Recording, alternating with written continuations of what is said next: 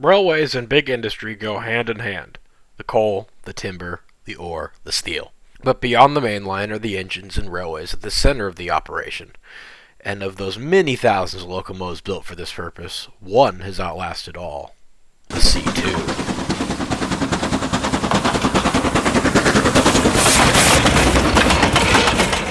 Our story starts in Russia between the world wars. An easy-to-maintain and reliable locomotive was required in industry, and the Kolomna Locomotive Works designed the Class 159, an 080 T+T, tank plus tender.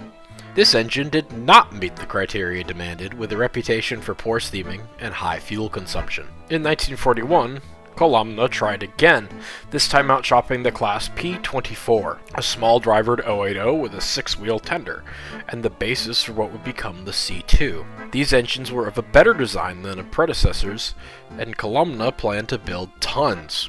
However, only 6 were outshot before the German invasion. Post-war, the P24, now renamed PT4 after some light modification, came into its own, helping rebuild and restructure industry in the USSR.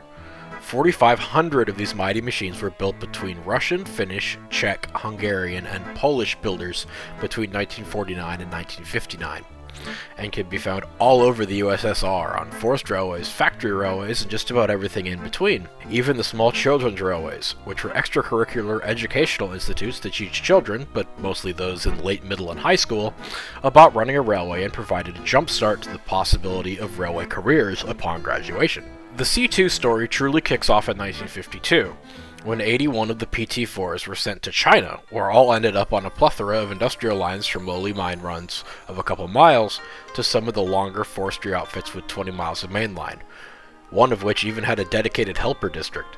By 1958, China was building them themselves, classifying them as C2, or the YJ, KP4, KM4, ZM4, ZG, or the ZM16-4. Despite the variation in class names, these all referred to the 28-ton locomotive from the USSR, although Chinese-built examples varied in several ways, such as external throttle linkage to the steam dome, and later examples in the batch gaining larger cabs, larger bogie tenders, air brakes, and roller-bearing coupling rods. Those who know of China's mighty QJ or industrial SY and their late construction dates will not be surprised by the C2s, as the last one rolled out of Harbin Works in 1987 and or 1988, although the last one debatably was built in the 2010s by the Shaanxi Railway, presumably from parts. These little machines continued working into the new millennium. Diesels on this small gauge existed, but takeover from them was very slow, while on railways like the Shaanxi, the engines worked side by side with small electric steeple cabs. As China began its continuing march into the future, less and less work can be found for these engines, and as of writing, the only C2s still running are used for tourism purposes, along with a good smattering of the original PT4s in Eastern Europe. One of the C2s has found itself in Wales. The C2 project bought and imported Daho Chang No. 4, I apologize, I probably pronounced that wrong, one of the 1980s built C2s from a limestone quarry railway near Beijing. The locomotive is currently under restoration on the Festiniog and Welsh Highland Railway at their Boston Lodge works, and should be steaming in the next few years. The C2 may be overlooked in the industrial scene by more interesting machines, but with low driver grunt and a reliable design, they've always got a fight to give. Thanks for watching! For more information on the C2s in general, and the Daihu Chang No. 4, please visit, and if you can, donate to c2project.org.